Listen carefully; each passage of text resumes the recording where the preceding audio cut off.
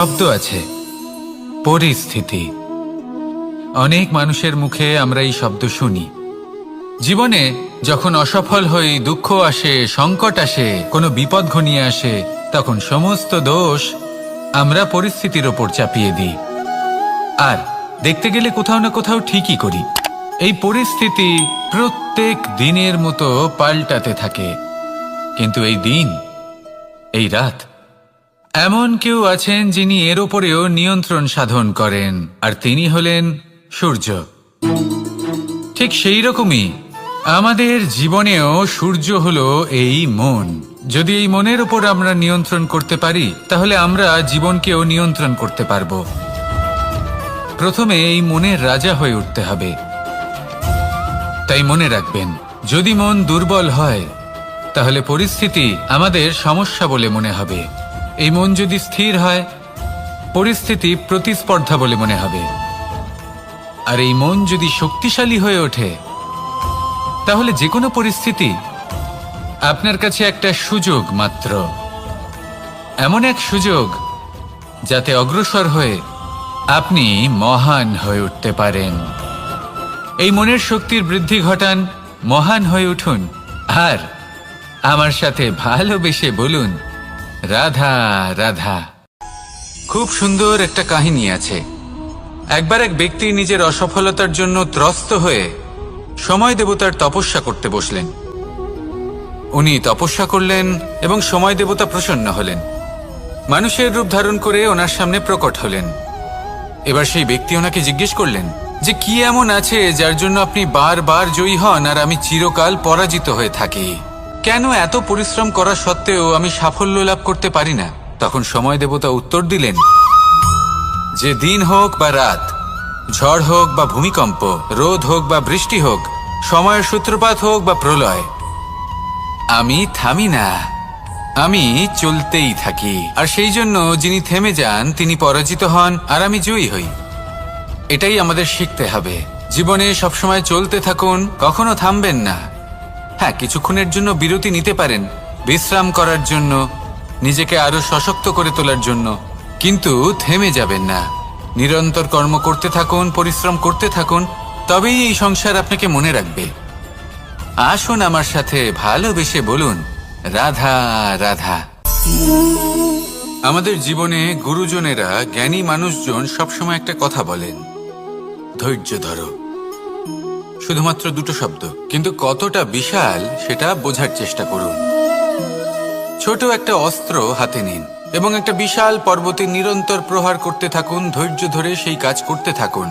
এমন একদিন আসবে, এই বিশাল পর্বতে আপনি একটা পথ তৈরি করবেন।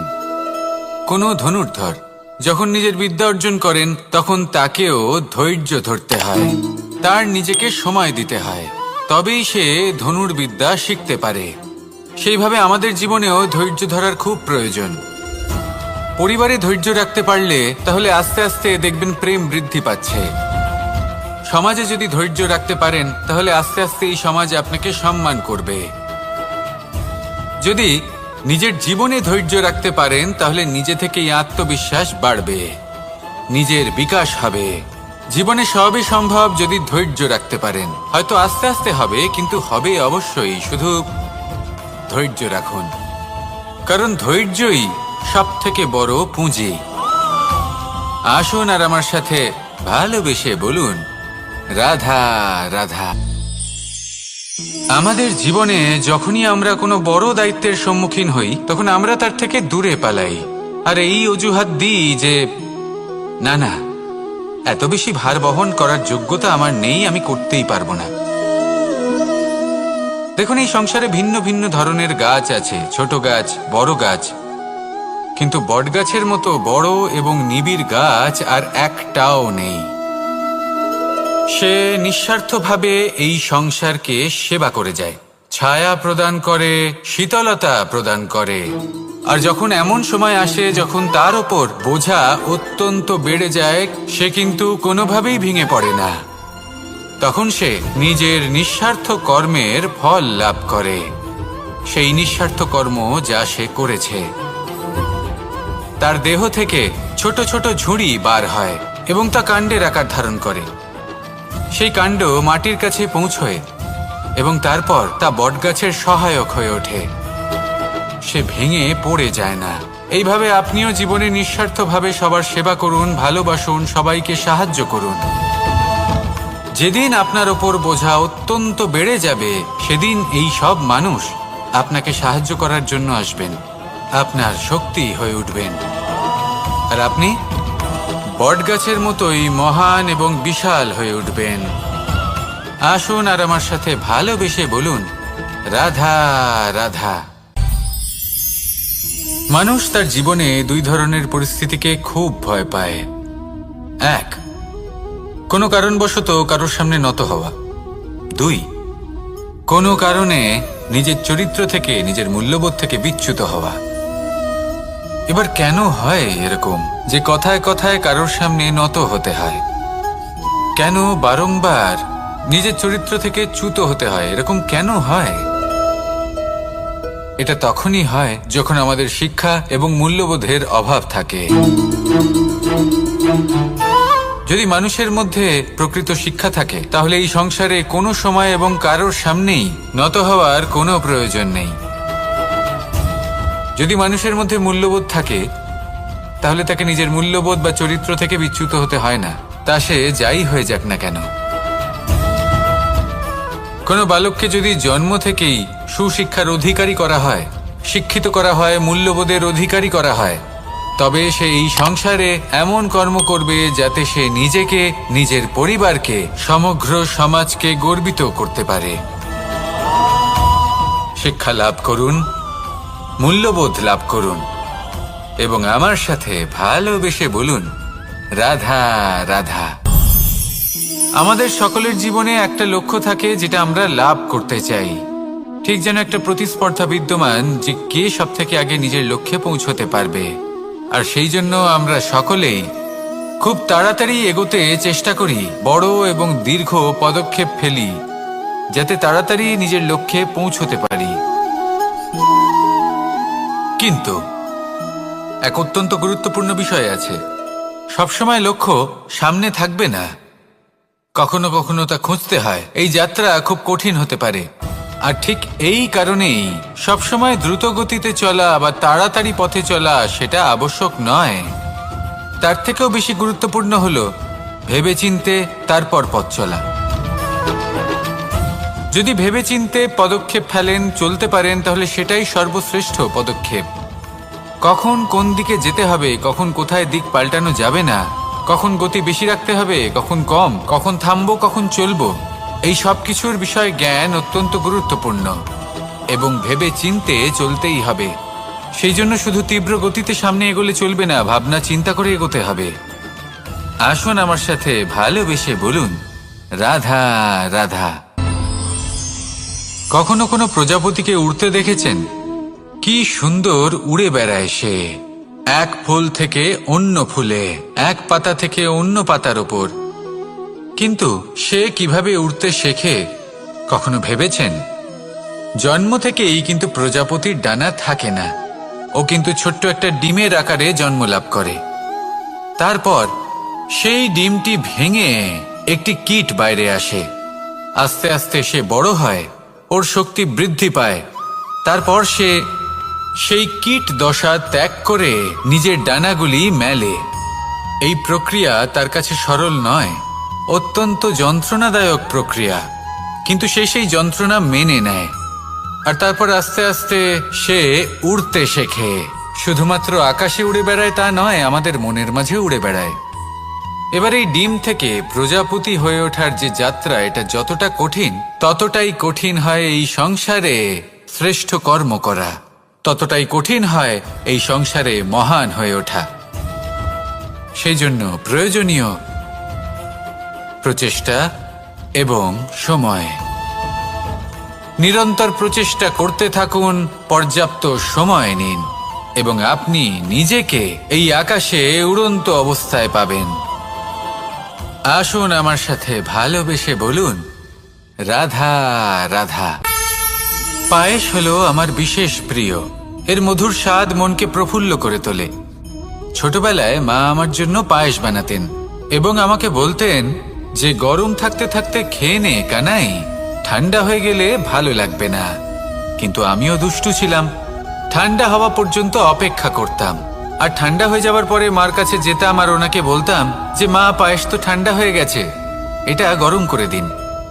তখন মা হাসতেন আর বলতেন যে পায়েস না হয় আমি আবার গরম করে দেব কানাই, কিন্তু এর মধুর স্বাদ, সেই মিষ্টত্ব, সেই সুবাস, সেটা আবার ফিরে আসবে না। কথাটা সত্যি। আর এই সত্যটাই আমাদেরও জীবনের সত্য। আমাদের জীবনের মধুর সম্পর্কগুলি, এতে যখন কটুভাব প্রবেশ করে তখন সেই মিষ্টত্ব ফিরিয়ে আনা প্রায় অসম্ভব ব্যাপার হয়ে যায়। আপনি চেষ্টা করে সেই সম্পর্ক ঠিক করতেই পারবেন, তার জন্য অগাধ পরিশ্রম করতে হবে, কিন্তু আবার সেই মিষ্টত্ব কখনো ফিরে আসবে না। সেই জন্য আপনার জীবনের যে মধুর সম্পর্ক আছে, যতটা সম্ভব চেষ্টা করুন তাতে মিষ্টত্ব বজায় রাখতে। কটুভাব আসতে দেবেন না। আসুন আর আমার সাথে মধুর স্বরে বলুন, রাধা রাধা। শব্দ, শব্দ আসলে কি? শুধুই কয়েকটি অক্ষরের সমষ্টি, নাকি আমাদের বাণী? এই শব্দ এমন এক শক্তি যা কাউকেই নিজের বশবর্তী করে ফেলতে পারে। শব্দ এমন এক অস্ত্র যা কাউকে ক্ষত বিক্ষত করে দিতে পারে। এই শব্দ হলো একটি নাদ স্বরূপ, যা কোনো ঘুমন্ত ব্যক্তিকেও জাগিয়ে তুলতে পারে এবং নিজের লক্ষ্যের দিকে অগ্রসর করতে পারে। শব্দে এত শক্তি আছে যে কারোর মনে এতটা আঘাত দিতে পারে যে সে হয়তো জীবনে আর কখনো এগোতেই পারল না। তাহলে এই শব্দের প্রয়োগ খুব ভেবেচিন্তে করবেন। এবং এই শব্দের মতোই হলো নীরবতা। অনেক সময় এই নীরবতা আমাদের সহায়ক হয়ে ওঠে, অনেক সময় এটা আমাদের অনুশোচনাকে অনেক বেশি বাড়িয়ে তুলতে পারে। ভীষ্ম পিতামহ, অঙ্গরাজ কর্ণ, যখন দ্রৌপদীর বস্ত্রহরণ হচ্ছিল তখন এনারা নীরব ছিলেন। দুর্যোধনের বিরোধিতা করেননি, ওকে বাধা দেননি। আর তারপর কি হলো সেটা আপনারা সকলে জানেন। দেখতে গেলে নীরবতা চুপ করে থাকা, কিন্তু যদি কোনো দুষ্টের সামনে চুপ করে থাকেন, যদি তার বিরোধিতা না করতে পারেন, তাহলে এই নীরবতাই অনেক বড় পাপের আকার ধারণ করে। মনে রাখবেন আর আমার সাথে ভালোবেসে বলবেন, রাধা রাধা। আভূষণ, কার না ভালো লাগে এই আভূষণ? আমরা পরিশ্রম করি, ধন অর্জন করি আর আভূষণ কিনে থাকি, কখনো নিজের জন্য, কখনো বা তাদের জন্য যাকে আমরা ভালোবাসি, বা তাদের জন্য যাকে আমরা সম্মান করি। হয়তো সেই জন্যই সীতা চূড়ামণি ধারণ করেছিলেন এবং আমি সামন্তকমণি। কিন্তু এটাই কি সেই প্রকৃত আভূষণ যা আপনার মূল্য বৃদ্ধি করে? না। শ্রীরামের আভূষণ হল ওনার নম্র ভদ্র ব্যবহার। মাতা সীতার আভূষণ হল ওনার সততা, ওনার নিষ্ঠা, ওনার ত্যাগ। অর্জুনের আভূষণ ছিল ওনার একাগ্রতা। রাধার আভূষণ ওনার প্রেম। এই আভূষণ কোথাও নেই, আপনার মনে আছে। যদি আপনার মনে মিষ্টতা থাকে, তা শান্ত হয়, তাতে সততা থাকে, নিষ্ঠা থাকে এবং প্রেম থাকে, তাহলে আপনার অন্য আর কোনো আভূষণের কোনো প্রয়োজন নেই। আপনি যতই ভিড়ের মাঝে থাকুন, আপনার ঔজ্জ্বল্য চোখে পড়বে। আসুন আর আমার সাথে ভালোবেসে বলুন, রাধা রাধা। এই সংসারের সবথেকে বড় সত্যি হলো জন্ম এবং মৃত্যু, কিন্তু আরো বড় একটা সত্য আছে, মিত্র এবং শত্রু, যা আমাদের সকলের জীবনে থাকে। মিত্র সে যে আমাদের সঙ্গ দেয় এবং সংসারের সবথেকে উঁচু শিখরে আমাদের নিয়ে যায়, এবং শত্রু সে যে যে কোনো মুহূর্তে যে কোনো শিখর থেকে আমাদের নিচে ফেলে দিতে পারে। এবার বিচিত্র ব্যাপার হলো এটাই যে আমরা নিজেরাই এদের সাথে নিয়ে চলি, নিজেরাই এদের পালন করি। তা কি করে?